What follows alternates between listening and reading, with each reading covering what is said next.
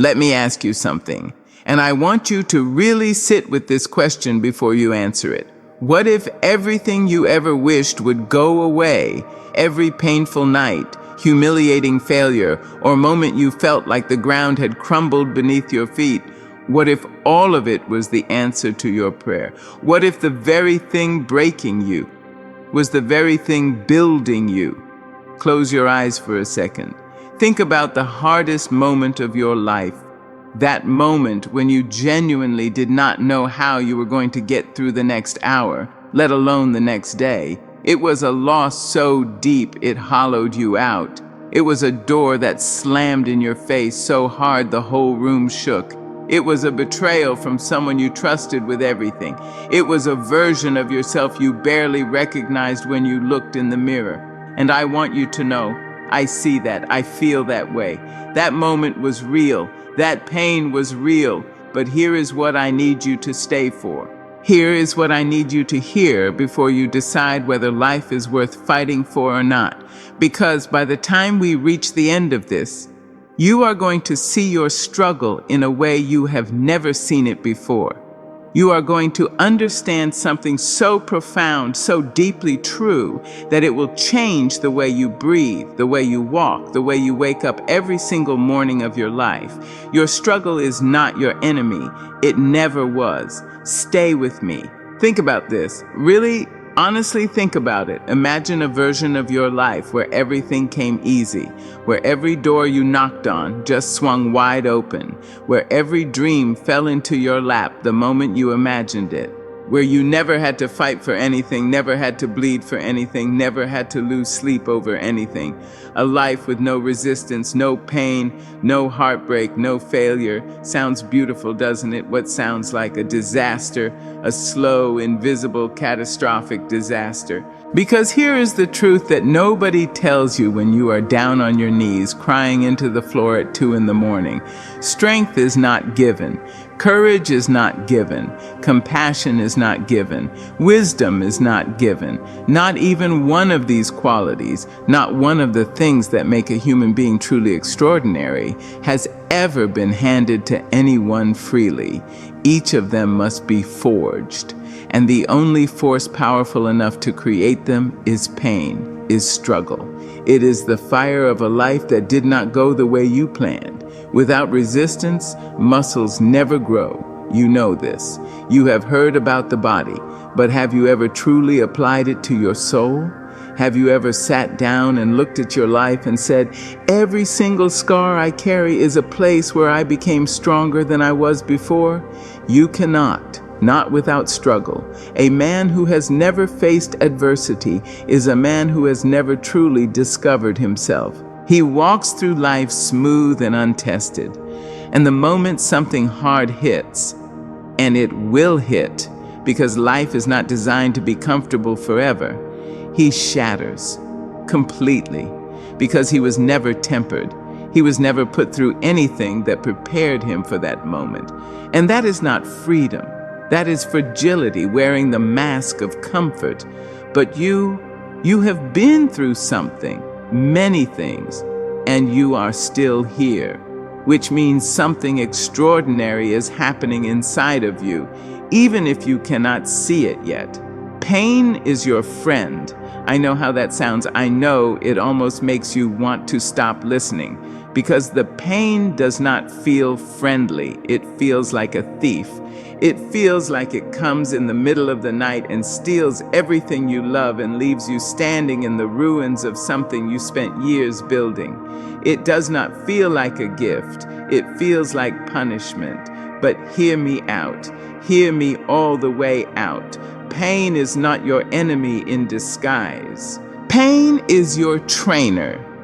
Pain is the invisible hand that grabs you by the collar and pulls you into a version of yourself that comfort and ease could never reach. Pain does not destroy you. It reveals you. It shows you who you are underneath all the layers of what you thought you were, underneath the job title, the relationship, the reputation, the plans you made on a Tuesday morning that life threw into the wind by Friday afternoon. Strip all that away, and what is left? That is what pain is trying to show you. And here is something else, something that when you really understand it will change everything. You were not given this struggle by accident. You were not randomly selected for suffering. You were given this weight to carry because somewhere in the architecture of who you are, there is the capacity to carry it. More than that, the capacity to carry it and grows because it and inspires someone else because of it. Think about the people you look up to. The ones whose stories make you feel something deep in your chest. The ones who make you believe that things can get better. Are any of those stories about a person who never struggled? Is there a single human being you admire whose path was paved with nothing but smooth, easy victories? No. Every story that has ever moved you, every person who ever made you feel less alone in your pain, got there through struggle. That is the common thread. That is the only thing all the great ones share. Not talent, not luck, not connections, struggle. And the decision, the sacred, defiant, trembling, powerful decision to keep going anyway. You are given pain because you are strong enough to handle it. You are given this life because you are strong enough to live it. Truly, fully, unapologetically live it. You are strong enough to drive through it, to thrive through it, and one day to inspire through it. To become the person that someone else looks at and says, if they could do it, then maybe I can too. That is your purpose. That is why your struggle is not random. That is why it matters. You are stronger than you think. I am not just saying that. This is not a motivational poster. This is not empty encouragement to make you feel good for 5 minutes before the weight comes back. This is a statement of evidence, a fact backed by the simple reality that you are here right now listening to these words, which means you have already survived every single worst day of your life so far, every nightmare that felt like it would never ended, every storm that felt like it was going to swallow you whole, passed. You are still breathing. You are still here. You are still reading, still searching, still reaching for something better, which means the part of you that refuses to give up is stronger than everything that has tried to take you down. Let that land. You have a survival rate of 100% so far. 100%. Every challenging thing life has thrown at you, you have made it through. Barely. Maybe crawling. Maybe crying, shaking, and begging for it to stop. But through. Every single time. Through. And I know the fear is that the next thing is the one you will not survive. That this time, the weight is different, the wound is deeper, the road ahead is darker than anything you have faced before. That voice in your head that whispers, this is the one that finally breaks you. I need you to talk back to that voice. I need you to look it in the eye and say, you said that last time too, and you were wrong. Because here is what I know about human beings. We are not built for comfort. We are built for endurance. We are built for the long haul, for the comeback, for the resurrection. It is woven into our DNA, into the marrow of our bones. We are descendants of people who survived things we cannot even imagine. Ice ages, wars, famine, plague, persecution, loss beyond comprehension. And somehow, through all of it, they kept going. They kept building. They kept bringing children into the world and teaching them to dream. That is your inheritance. That endurance, that fire, that absolute refusal to be extinguished. It is in you. It has always been for you. The struggle has not shown it to you yet, but it will be. There is a man I want to tell you about. You might know his name, and if you do, you think you know his story.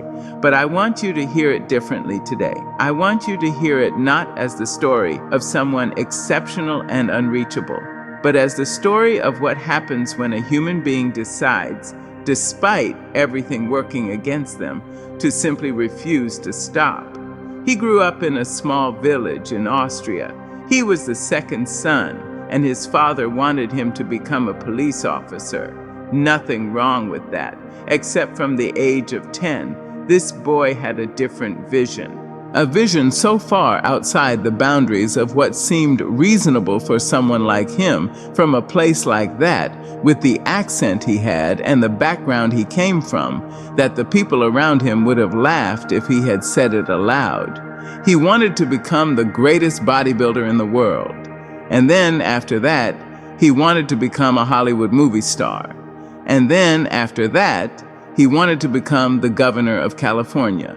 Now, I want you to think about how that sounds from outside.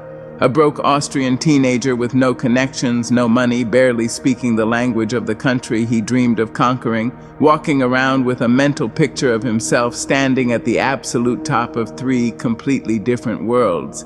If someone had described that to you, you would have said, "That is not a plan. That is a fantasy." But here is what that boy understood that the critics around him never did. The size of your vision determines the size of your life. And the only people who ever told him his vision was too big were people whose vision was too small. He came to America. He could not speak the language properly.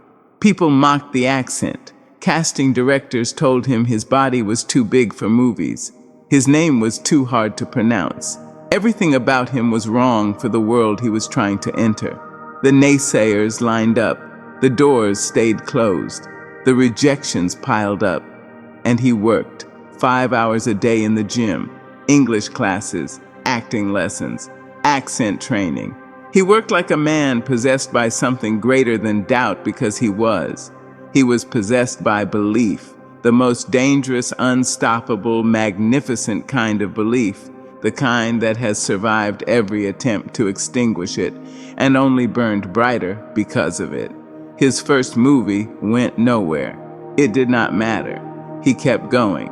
And then came a role that required a specific kind of physique, a specific presence, a machine-like quality that nobody else could deliver. And the director said, after the film wrapped, something that I want you to hold on to for the rest of your life. He said, if we did not have Arnold, we would have had to build one. The very body they said could never be sold. The very body that was all wrong for Hollywood. The very thing the critics attacked as a liability became the most irreplaceable asset in the film. And then the accent. They said it was too thick, too foreign, too strange. And then a director looked at the camera and said, if Arnold did not have that accent and talked like a machine, the movie would not have worked. The accent they attacked became the signature of one of the most iconic characters in cinema history. Do you understand what that means? Do you feel what that is saying? Your weakness is not your weakness. Your so-called flaws are not your flaws. The thing people are pointing at right now and saying will hold you back might be the exact thing the world is waiting for. It might be the exact thing that, in the right context, at the right time, becomes undeniably, unmistakably, irreplaceably yours. But you will not know if you listen to the naysayers. You will not discover it if you let their voices drown out the vision in your chest. Because the naysayers are not seeing your future. They are seeing through their limitations, fears, and unrealized dreams. When someone tells you something cannot be done, they are always describing something they could not do or did not dare try. They are not describing you. When they say it is impossible, hear it as it has not been done yet. When they say no, hear it as not by them. When they say you will never make it, hear it as they do not know what you are made of. Because Nelson Mandela, a man who spent 27 years in a prison cell for daring to believe in the dignity of his own people, said something that I want tattooed on the inside of your eyelids. He said, everything is always impossible until someone does it. Be the someone. Now I need to shift something. Because this is not about ambition. This is not about success and achievement and legacy. Those things matter, but they are not in the whole picture. There is something deeper here, something more fundamental, something that hits you in a different place entirely. This is about what it means to be alive, not just breathing, not just existing, but fully, genuinely, overwhelmingly alive. Have you ever woken up in the morning, before the day asked anything of you, before the problems came rushing back in, before the weight settled back onto your shoulders, and just for 1 second felt the sun touch your face and understood that you were here, or that you make it another day? That the very fact of your existence is something that billions of people never got to experience fully? Life is beautiful. I know that sounds hollow when you are in the middle of the worst chapter. I know it sounds like something people say when they do not know what you are going through, but I want to say it differently. I do not mean life is beautiful despite the pain. I mean life is beautiful because it is real, because it happens to you, because it costs you something, because it demands something, because it is not a simulation, rehearsal, or story you are watching from a safe distance. You are in it. You are the main character of the only story that will ever be told, from your point of view, in your voice, through your eyes. Nobody else has ever seen the world exactly the way you see it. Nobody else has ever carried exactly the combination of wounds and wonders that you carry. Nobody else's story is yours. And that story has meaning even when, especially, you cannot see it clearly. Here is what I want you to sit with. Here is the thing I want to leave resting in your chest as we move forward together. Your struggle is your story, not the prologue, not the villain, not the part you skip over when you tell people about your life. Your struggle is your life. It is the texture of it, the depth of it, the thing that makes your story worth telling and worth hearing, because nobody falls in love with a story that has no conflict. Nobody is moved by a life that never bent or broke or nearly came apart at the seams. People want the story of the person who went through the fire and came out on the other side, not unburned, transformed, changed in the way that only fire can change something, refined, stronger, wiser, more compassionate, more real. That is the story people fall in love with. That is the story that changes lives. And that is your story. Right now, in the middle of the hardest part, in the middle of the chapter that has not found its resolution yet, you are writing something that the world is going to need.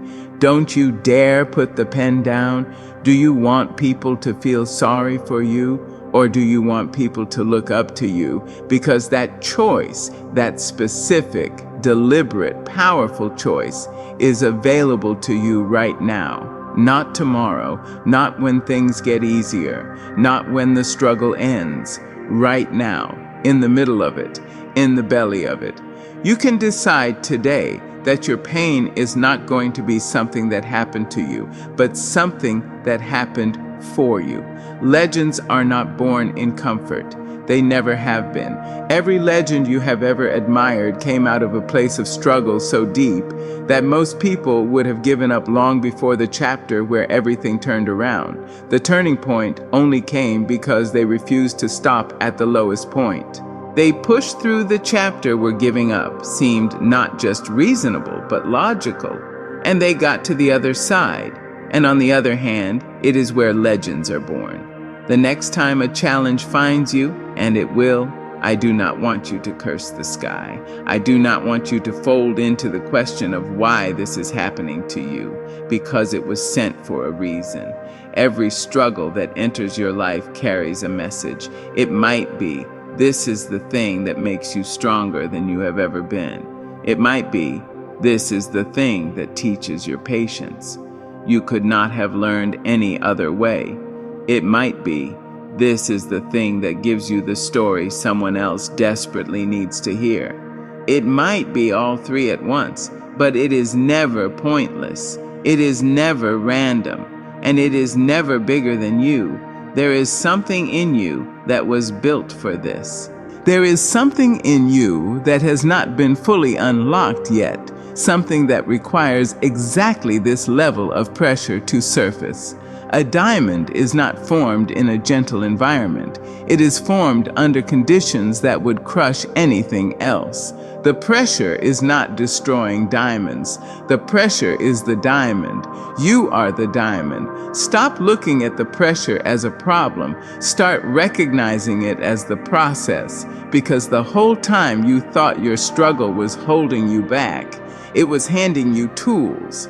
Tools for becoming something so far beyond what you imagined in the easy times. Tools for a version of yourself that cannot be built in any other way. No more second guessing. No more blaming the circumstances or the people or the timing or the world for where you are right now. Because the moment you take full, radical, unapologetic responsibility for your life, the moment you say, "This is my story, and I am the one who decides what it means," that is the moment everything begins to shift. That is the moment the struggle stops being a prison and starts being the road. There is something else I need to say, something about time, because you can understand all of this. You can nod along, you can feel it in your chest, you can agree with every word, and still waste the one resource that cannot be recovered, cannot be bought back, cannot be borrowed, extended, or renegotiated. Time. Every single day you are given 1,440 minutes. Not even one of them is promised to you twice. The moment a second passes, it is gone permanently, irreversibly. Absolutely. And yet so many of us spend those minutes marinating in regret about the past or paralyzed by fear about the future, and somehow never fully inhabiting the one moment that is ours. Right now. Right now. The greatest tragedy of human life is not suffering. It is not a failure. It is not heartbreak.